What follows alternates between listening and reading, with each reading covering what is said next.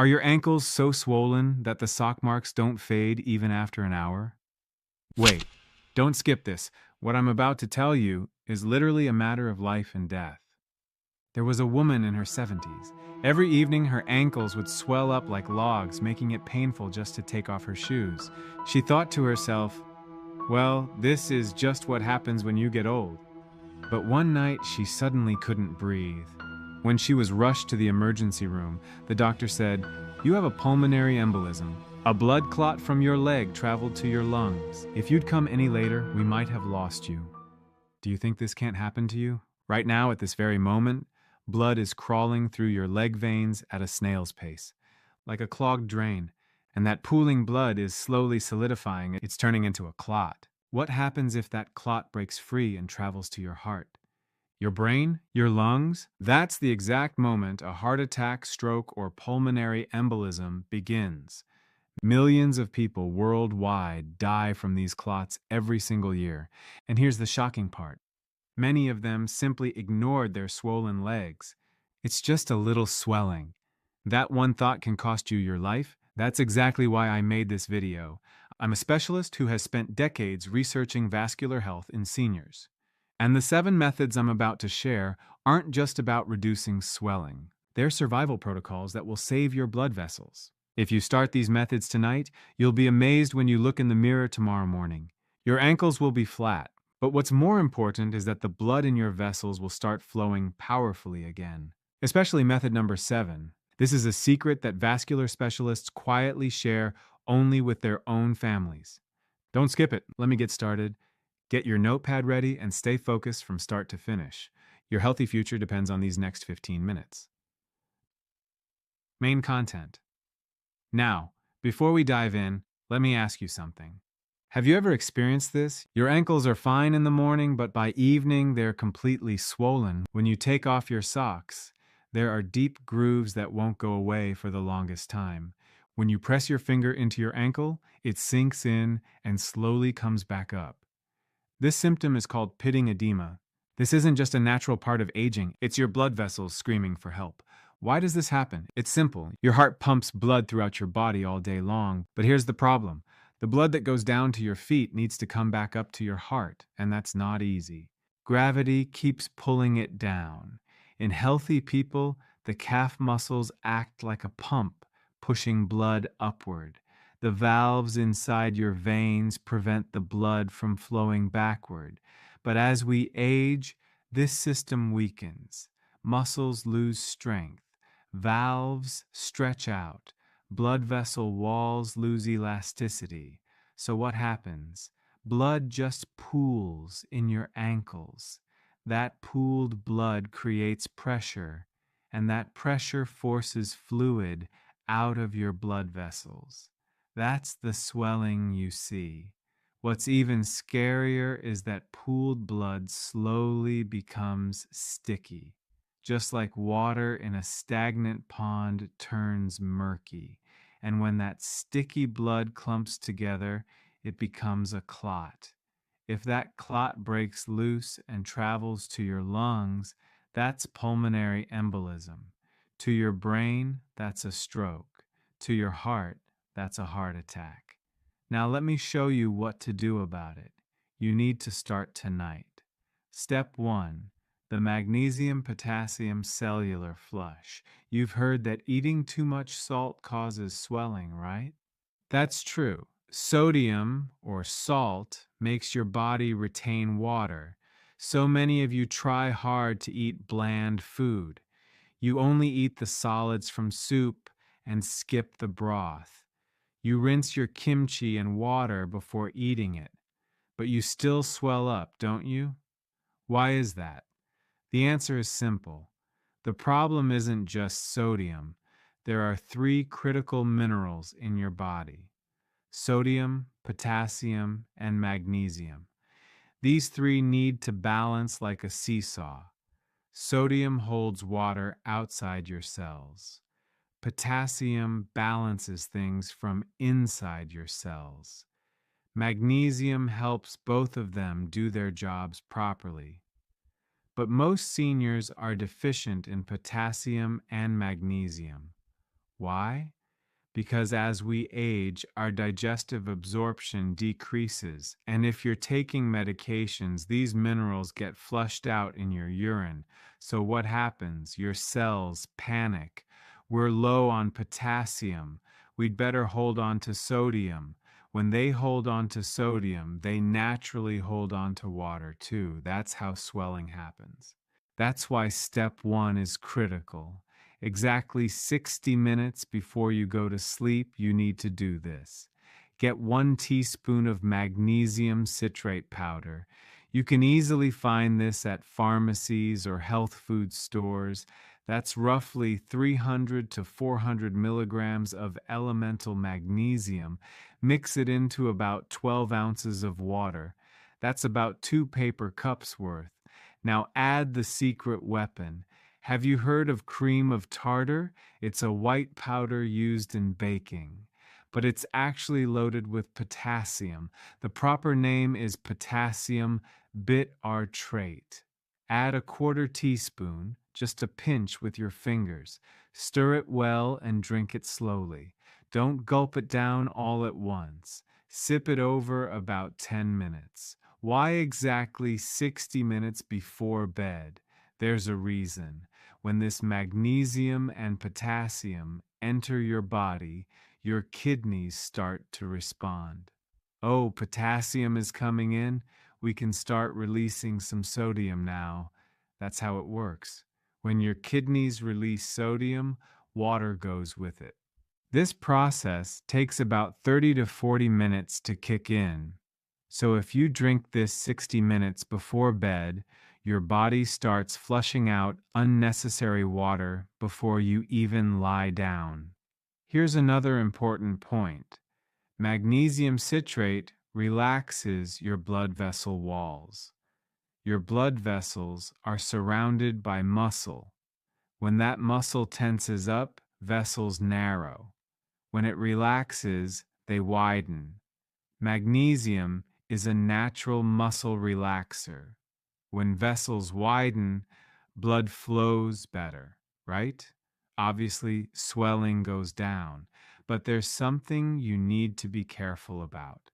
If you have kidney disease or you're taking blood pressure medication, you must consult with your doctor before starting this, because too much potassium buildup can be dangerous, especially if your kidney function isn't good.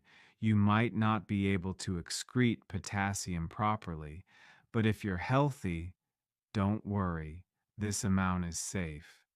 Okay, we've completed step one.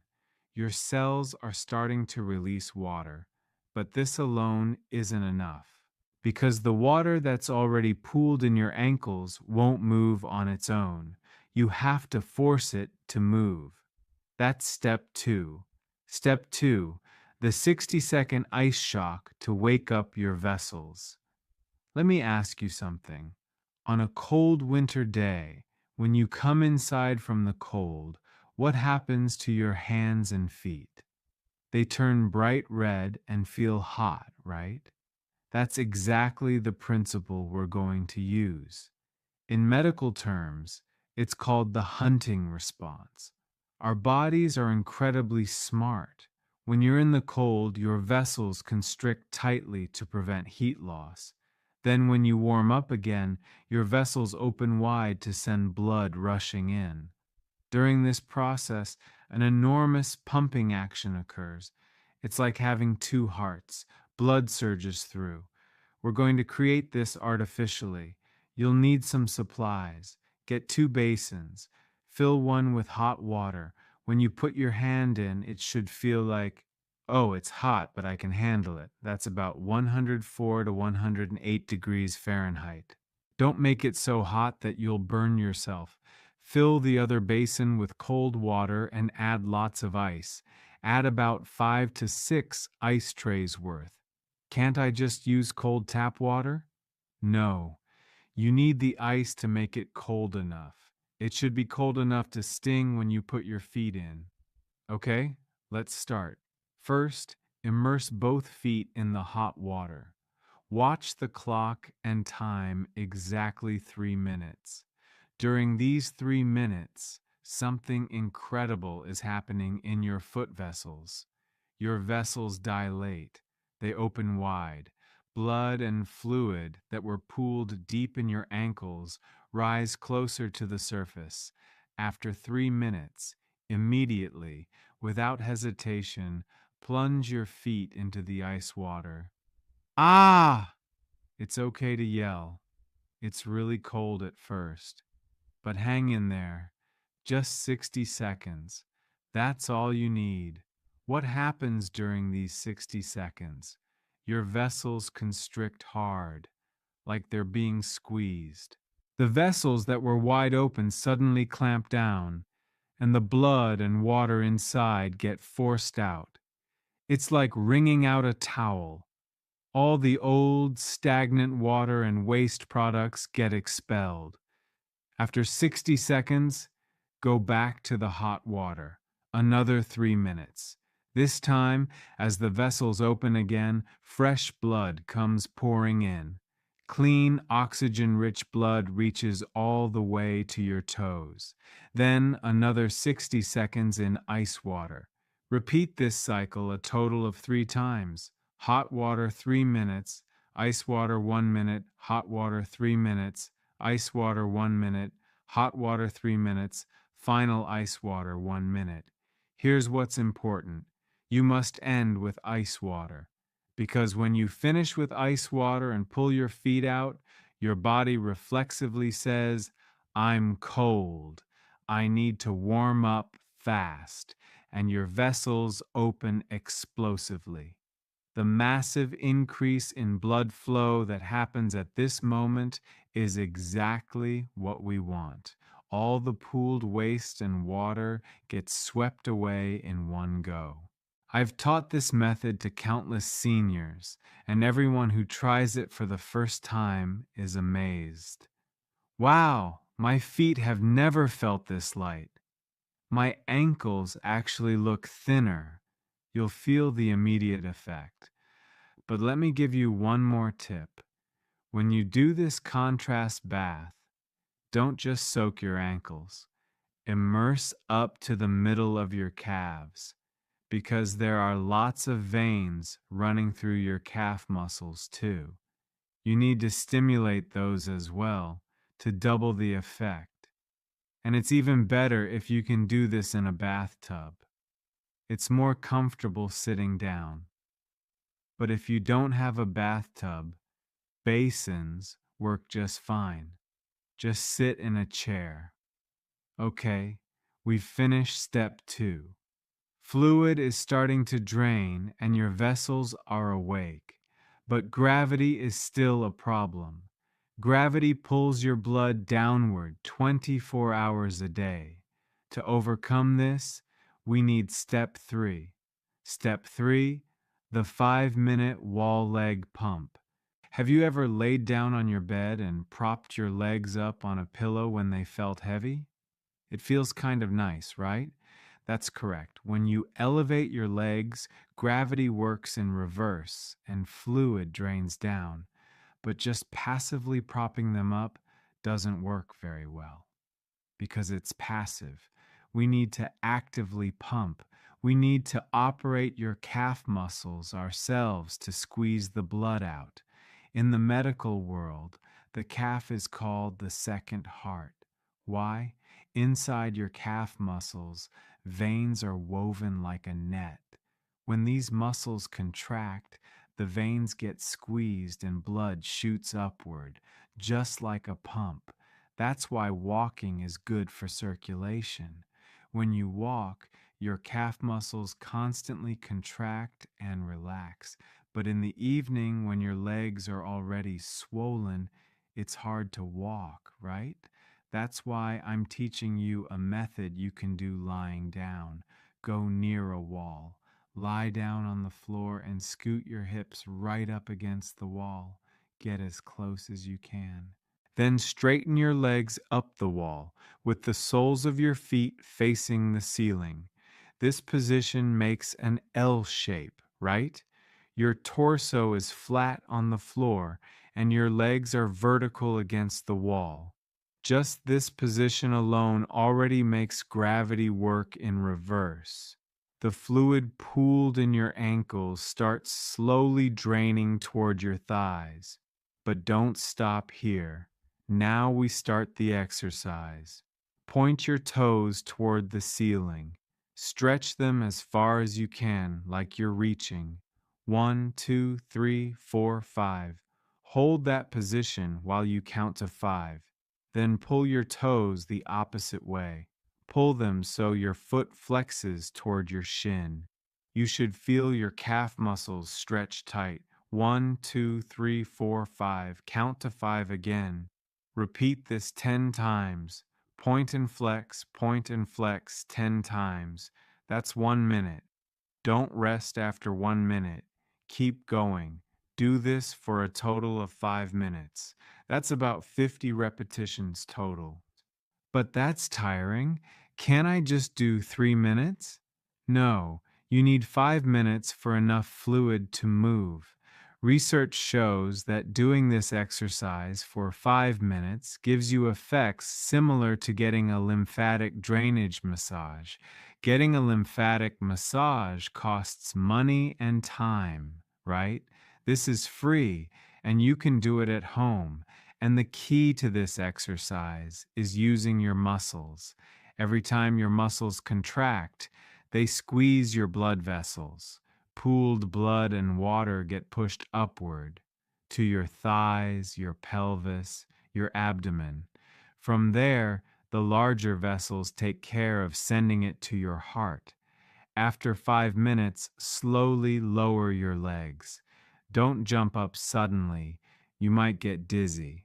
Roll onto your side first, then slowly get up. Stand up and look in the mirror. Your ankles will look different. They're definitely thinner than before. Touch them with your hand. They were tight before, but now they're softer, right? That's the effect. But we're not done yet. Right now, the fluid has drained, but over time, it can fill back up because if your vessels are weak, fluid will leak again. That's why we need step 4. We need to strengthen the vessels themselves. Step 4, cypress and rosemary oil vascular wall fortification. Why does fluid leak out of your vessels? Because there are holes in them. Holes? You don't mean they're actually punctured? Not visible holes. Microscopic gaps. Gaps form between the cells that make up your vessel walls. Why do these gaps form? Because vessel walls weaken as we age. Like an old rubber hose cracking, inflammation makes it worse. Inflammation attacks vessel walls and damages cells. Free radicals, these harmful substances, also destroy your vessels. Then your vessel walls become porous and water leaks out. In medical terms, this is called increased permeability. So we need to reduce this permeability. We need to make vessel walls strong again. How? We use natural plant oils. Cypress essential oil and rosemary essential oil. These two are the keys. Let me explain cypress oil first. Cypress is a tree that grows in the Mediterranean region.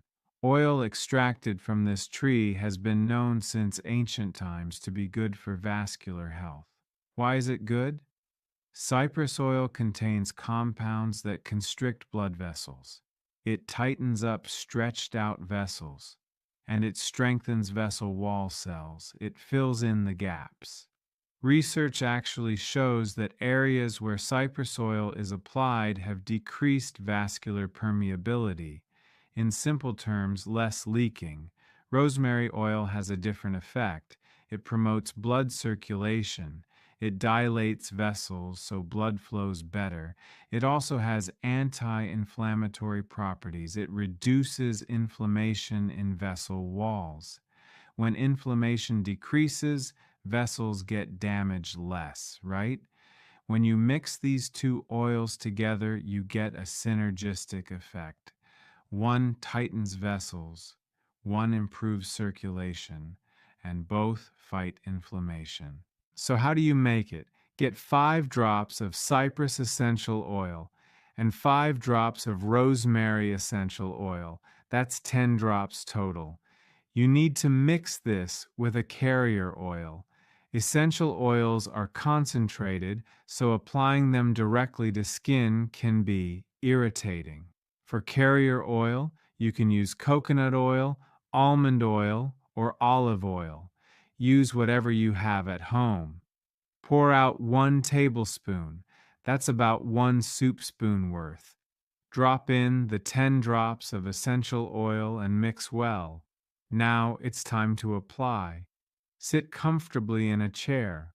Prop one leg up on the chair or on another chair in front of you. Pour a little oil into your palm and rub your hands together. Spread it evenly on both hands and start from your toes. Massage each toe individually. Then massage the sole of your foot and the top of your foot.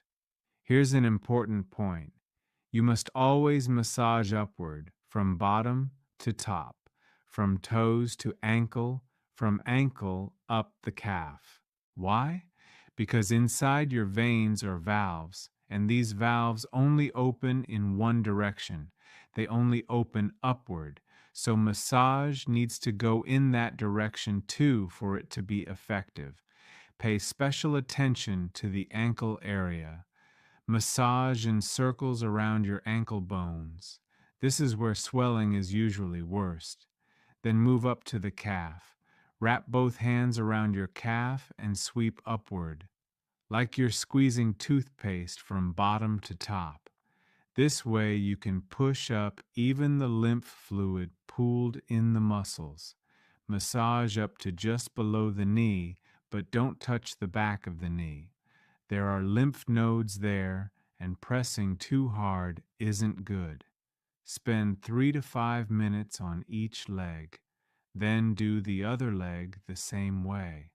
After the massage, don't wash your hands. The oil is still absorbing. Leave it for about 10 minutes. During this time, the active ingredients in the oil soak through your skin. They reach your blood vessels and start strengthening vessel walls. Another benefit is that this massage stimulates nerves. Your feet and calves have tons of nerve endings. When you stimulate these nerves, your brain responds, "Oh, there's an issue here, I need to fix it." Healing hormones get released and blood flow increases. So it's not just the oil's effect, but the massage itself has a huge impact. If you do this every night, you'll definitely notice a difference in about 2 weeks. As your vessels strengthen, you'll have less swelling. Okay, we're at step 4 now. Fluid has drained and vessels are strengthened, but you can still swell up during the night while you sleep. To prevent that, we need step 5. Step 5, low-grade compression socks for overnight protection. Have you ever worn compression stockings during the day? Those tight stockings the hospital recommends. When you wear them, your legs feel squeezed, but also kind of refreshed, and you actually swell less. So many people think, well then, wouldn't it be even better to sleep in them? Absolutely not. The compression stockings you wear during the day have strong pressure, usually 20 to 30 millimeters of mercury. That's pretty strong compression. This pressure is designed to fight gravity when you're standing or sitting. But what happens when you lie down to sleep? Gravity equalizes. When you lie down, your heart and feet are at the same level, right? In this position, if you apply strong compression, it can actually block your vessels. Like when you squeeze a rubber hose too tight and water can't flow, there are actually cases of people developing blood clots from sleeping in strong compression stockings. So you should never use strong compression at night. Then should you not wear any at all? No.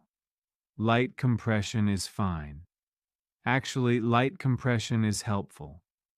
What we need to find are socks with 8 to 15 millimeters of mercury pressure. This is very gentle compression. It doesn't feel tight, just like a gentle hug. These socks are usually sold as travel socks or flight socks. You can easily get them at pharmacies or online. When you buy them, make sure to check. Make sure it says 8 to 15 millimeters of mercury or light compression. Why is this level of compression good?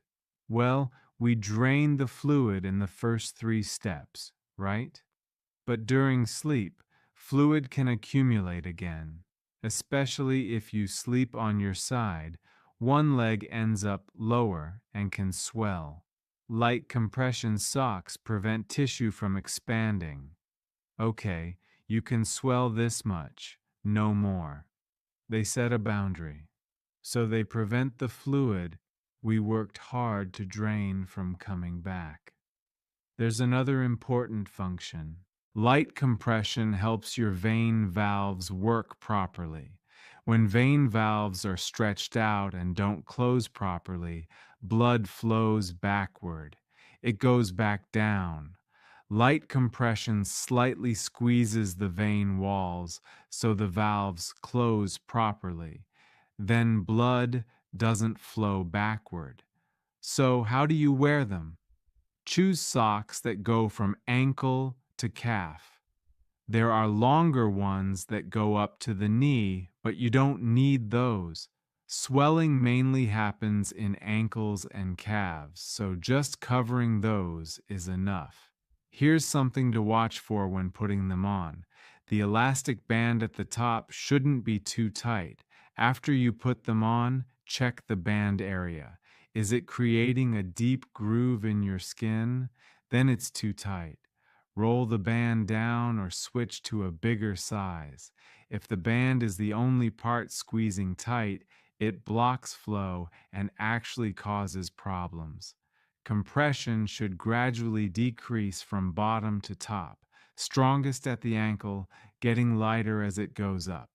This is called graduated compression. Having only the band be super tight is wrong. Put them on right after your oil massage. Even if the oil hasn't completely dried, that's fine. The socks will press the oil into your skin, which actually helps absorption. And keep wearing them until bedtime. You can sleep in them. Take them off when you wake up in the morning. When you take them off and look at your ankles, you'll be amazed.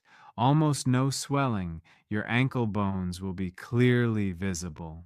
Okay, we're at step 5. Now we're almost there.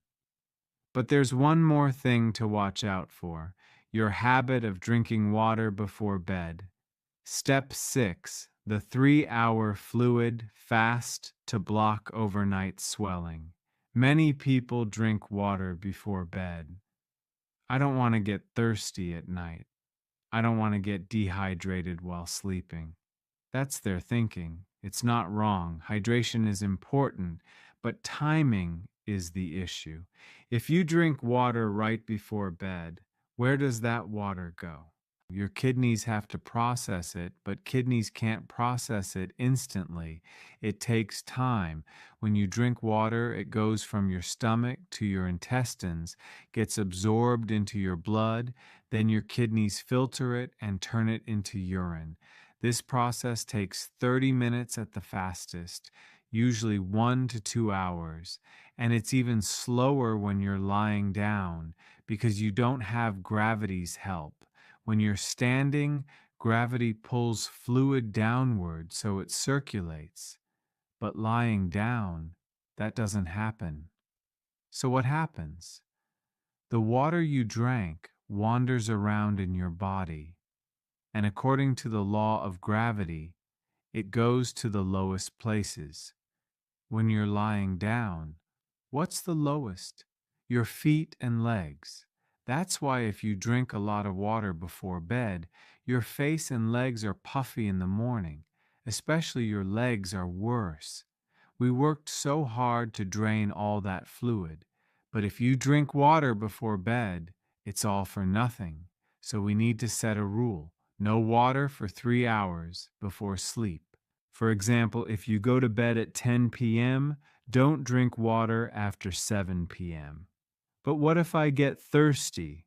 You might be a little thirsty at first, but after a few days, you'll adapt. And think about it. You don't drink water for 6 or 7 hours while you sleep anyway, right? What's 3 more hours before that? Instead, drink plenty during the day.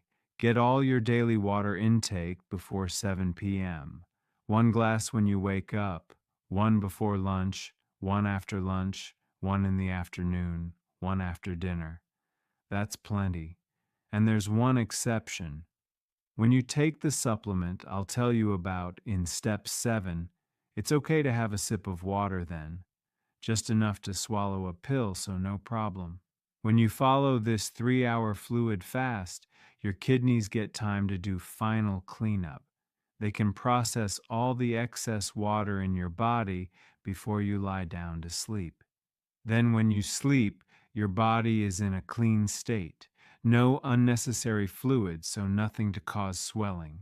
Just this alone makes a huge difference for many people's morning puffiness. I used to wake up with a swollen face and stiff hands, but now I'm fine. I've heard this so many times. Okay, only the last step left. Step 7 is the most important. Everything up to now has been managing symptoms. Step 7 treats the root cause. Step 7, horse chestnut and pycnogenol for vascular wall repair. Everything we've done so far is actually temporary. Draining fluid, stimulating vessels, massaging, compressing, these all relieve symptoms. But what's the fundamental problem? Your vessels have weakened, especially your capillaries. Capillaries are tiny vessels thinner than a hair. They're spread throughout your body like a spider web. When the walls of these capillaries weaken, fluid leaks out. Why do they weaken? First, collagen decreases as we age. Collagen is like the pillars supporting vessel walls. When it decreases, vessel walls collapse. Second, chronic inflammation attacks your vessels. If you have diabetes, high blood pressure, or obesity, inflammatory substances increase in your body. These inflammatory substances eat away at vessel walls. Third, free radicals oxidize your vessels. Like metal rusting, your vessels rust too. These weakened vessels keep leaking no matter how much you massage and compress. So we need to fix the vessels themselves from the inside. That's made possible by 2 natural supplements, horse chestnut seed extract and pycnogenol. Let me explain horse chestnut first. Horse chestnut, also called buckeye, is a tree. It's a tree that grows in Europe, and the extract from its seeds is excellent for vessels. The key component is a substance called asin. What does this asin do? It plugs the holes in capillary walls. Remember I told you gaps form between cells? Asin fills those gaps. It glues the cells tightly together, then fluid won't leak, right? It's actually been proven in clinical research. People who took horse chestnut extract had significantly less leg swelling, and the effects appeared within weeks. There's another important effect. Asin increases venous tone. It tightens up stretched veins. When veins tighten, valves close properly, and blood doesn't flow backward. Then less swelling happens. When choosing horse chestnut extract, always check the asin content.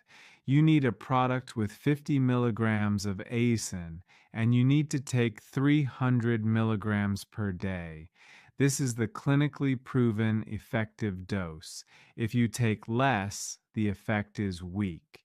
If you take too much, you can get stomach problems. So exactly 300 milligrams. Next is pycnogenol. Pycnogenol is extracted from pine bark. It's from pine trees that grow on the French coast, and this pine bark is special. To withstand strong sunlight and sea winds, it produces incredible antioxidant compounds. That antioxidant compound is pycnogenol. What does pycnogenol do? First, it destroys free radicals. It removes the free radicals that rust your vessels and protects them. Second, it helps collagen production.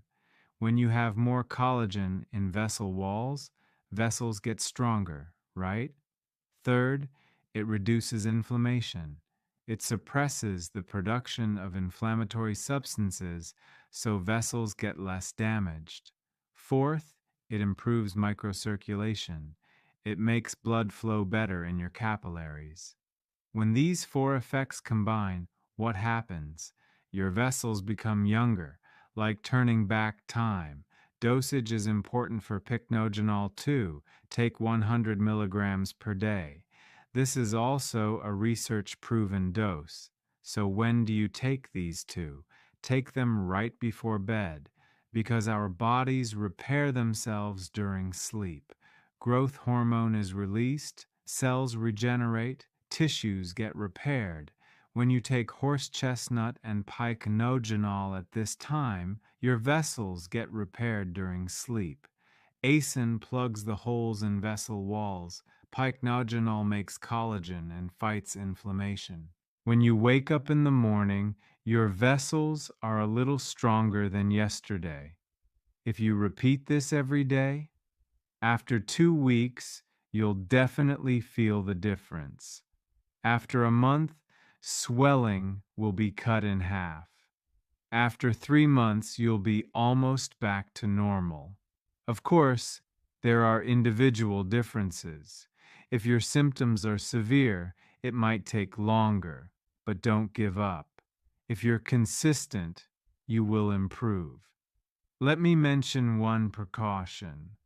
Horse chestnut has a slight blood thinning effect. So if you're taking blood thinners, consult your doctor before taking this. Same with pycnogenol. And if you're pregnant or nursing, consult your doctor too. For healthy adults, it's safe. Okay, we've completed all 7 steps. Let me summarize. Step 1, drain cellular water with magnesium and potassium. Step 2, activate the vascular pump with contrast baths. Step 3, pump your calves with legs up the wall. Step 4, massage vessels with cypress and rosemary oil. Step 5, prevent overnight swelling with low-grade compression socks. Step 6, stop fluid intake 3 hours before bed. Step 7, repair vessels with horse chestnut and pycnogenol. Start these 7 steps tonight. Okay, one more thing before we finish. This is a bonus. Do you cross your legs when you sit? When you're on the couch watching TV, you fold one leg over the other, right? Or when you sleep, you put one leg on top of the other. You need to stop that immediately because this undoes all the hard work you've done in one move. What's the problem with crossing your legs? It compresses your femoral vein and artery. The femoral vessels are the large vessels running through your thigh. All blood going to your legs passes through here, and all blood coming from your legs passes through here too. But when you cross your legs, these vessels get compressed, like stepping on a hose. When you step on a hose, water doesn't flow, right? Same thing. When vessels are compressed, blood doesn't flow. So what happens? Blood trying to come up from your ankles gets blocked. It can't go up, so it flows back down to your ankles. So you swell again. All that fluid we worked hard to drain fills back up. What's even scarier is that when blood stagnates, the risk of clots increases. Flowing water doesn't go bad, but stagnant water does, right? Blood is the same. Flowing blood is healthy, but pooled blood solidifies. especially if you sit for long periods. Be careful. You've heard of economy class syndrome on airplanes, right? Sitting for long periods with legs crossed can cause clots that lead to pulmonary embolism. These accidents actually happen a lot. So, starting tonight, do this. When you sit, keep your feet flat on the floor. Keep both feet side by side, knees side by side. If it's uncomfortable, use a footrest. It's actually more comfortable with your feet slightly elevated. When you lie down, what should you do? Lying flat on your back is best. Stretch your legs out and keep them side by side. If you sleep on your side, put a pillow between your knees. If you put a thick pillow or cushion between your knees, your legs won't stack on each other. Then your vessels won't get compressed. Just this alone makes morning swelling so much less, really. Follow every method I've taught you today. Don't skip a single one, because these 7 steps each work on different principles. Step 1 drains water at the cellular level. Step 2 stimulates vessels to promote circulation.